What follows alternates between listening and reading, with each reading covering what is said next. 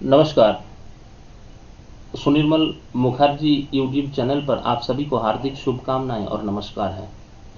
आज हम बात करेंगे जहां पर हम रुक गए थे उसी की आगे की वीडियो में, मतलब आगे की पार्ट में हम मेष राशि को कैसे इम्प्लीमेंट कर पाए। हम राशि और भाव, ये होगा राशि और ये होगा भाव, ये दोनों कुछ संमिश्रण में क्या रिजल्ट आएगी, क्या प्रेडिक्शन कर पाए, क्या हम बता पाए, ये सारी चीज पर हम चर्चा करेंगे। और मुझे लगता है आपको आनंद आएगा, क्योंकि कुछ प्रेडिक्शन करने की टूल्स आपको मिल जाएंगे जिससे आप किसी भी चार्ट पर लगाएंगे तो आपको सिर्फ एक ही सूत्र पर आप पूरे चार्ट को ही पढ़ पाएंगे। ऐसा मेरी अवधारणाएं हैं, और कितना सच है कितना झूठ है आप ही रिप्लाई करके हमको बता दीजिएगा। समय को और व्यर्थ ना करते हुए हम जाते हैं कर्क लगन पर। हमारा मेन मोटिव जहां पर है मेष राशि। मैं फिर से बता देना चाहता हूं कि मेष राशि का जो 2 पॉइंट मैंने बताया था, मेष राशि का 1 पॉइंट था, वो कभी भी स्टेबल नहीं रहेगा।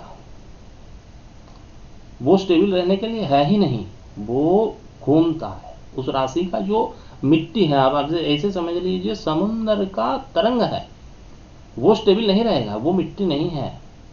समझ लीजिए वो मिट्टी नहीं है।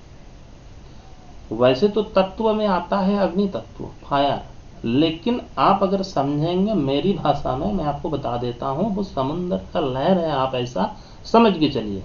इस प्रेडिक्शन को आपकी जन्म पत्रिका या आप जिस व्यक्ति को जन्म पत्रिका पर देखते हैं जातक के रूप में, वो सारे ही जन्म पत्रिका पर एज इट इज लग जाएंगे।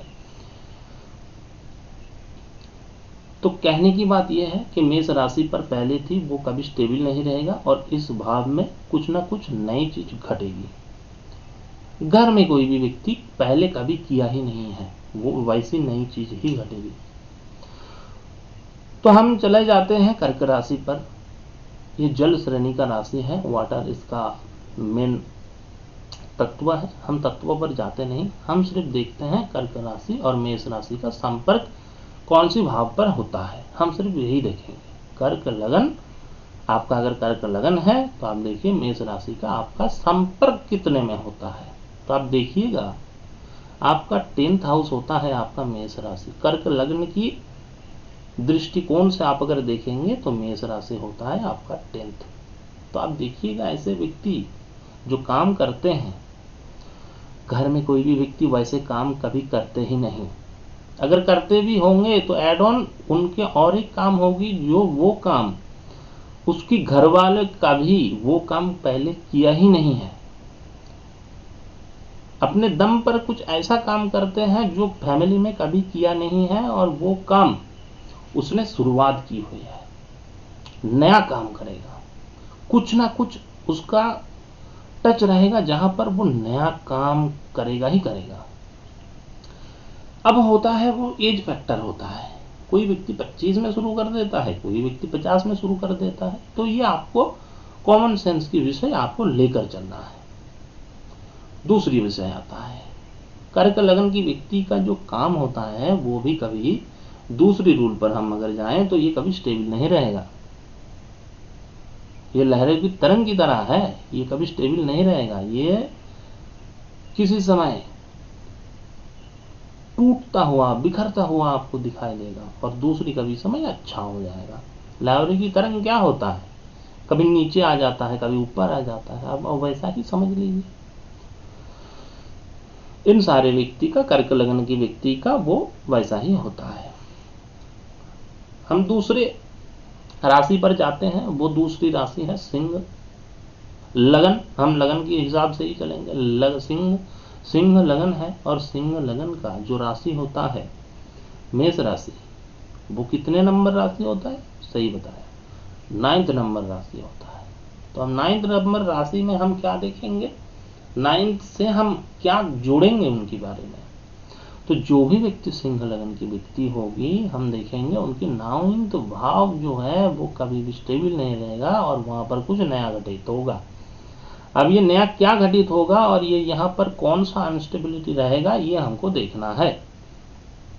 बड़े आसान शब्द में हम अगर देखें, 9th हाउस के एक चीज आता है अपना पिता, दूसरी चीज आता है धर्म, या रिलीजन।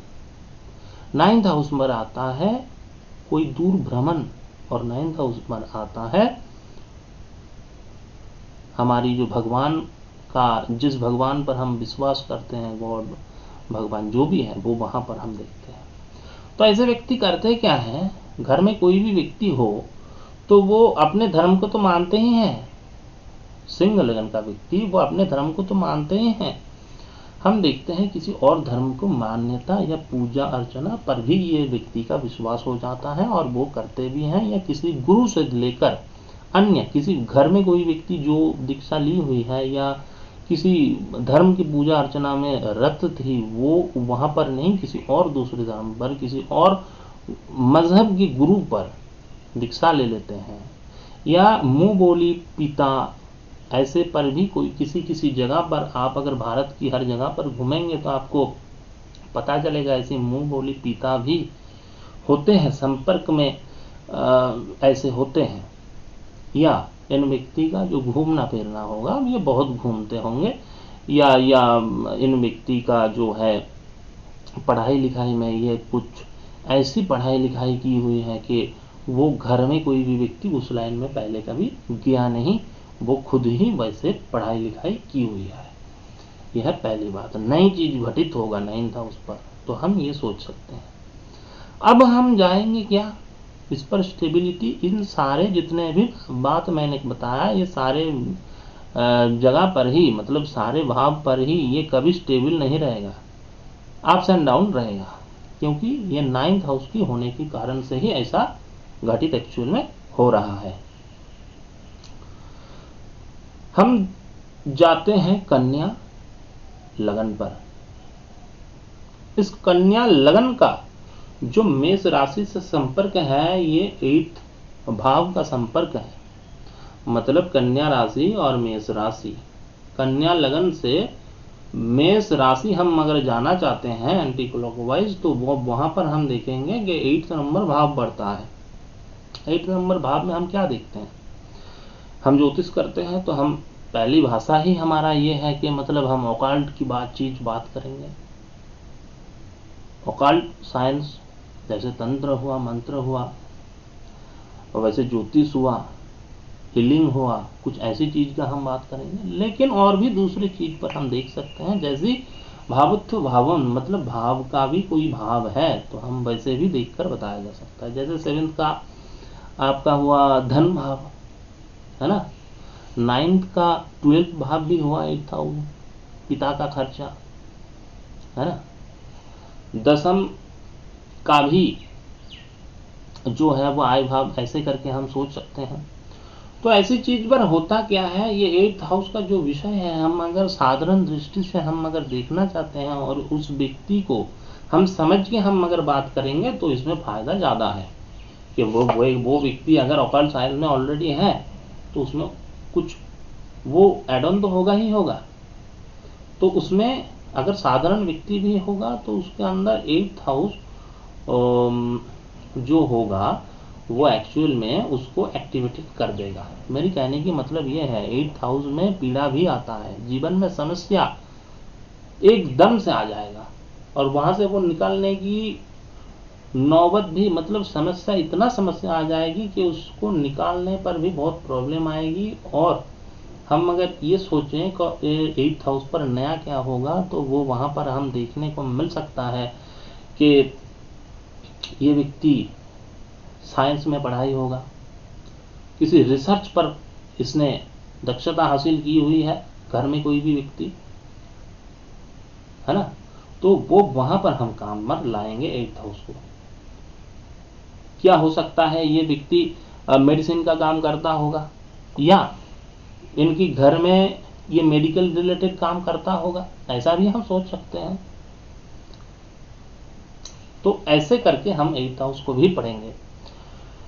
और जो 6 राशि है वो भी मैं आपको बताऊंगा। अगर आपको सच में मजा आया कुछ पढ़ने में, मेरे से कुछ जो भी चीज आप लगा रहे हैं जन्म पत्रिका पर, अगर मजा लगा तो लाइक शेयर एंड सब्सक्राइबर कर दीजिए।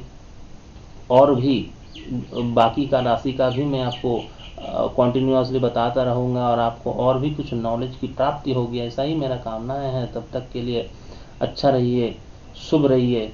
भगवान से मेरा यही कामना है कि आप अच्छे से अच्छे जीवन को लाभ कीजिए। जय श्री राम, नमस्कार।